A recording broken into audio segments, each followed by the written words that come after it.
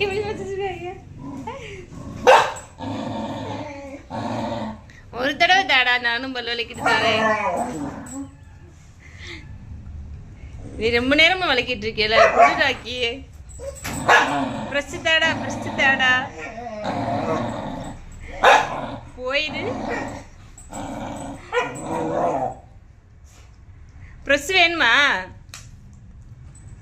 Danny? எதுக்கு இந்த ப்ரெஷ்ஷுக்கு போய் இப்படி சட்டை விட்டு கிடைக்க? இதே என்ன கறியை கூட கொடுத்துருவியா, ப்ரெஷ்ஷை கொடுக்க மாட்டேன். ஏதாச்சும் தெரியல அவருக்கு. ராக்கி ஏன் ப்ரெஷ் கொடுக்க மாட்டேற? உன் வாய் ரொம்ப நாறுதா ராக்கி?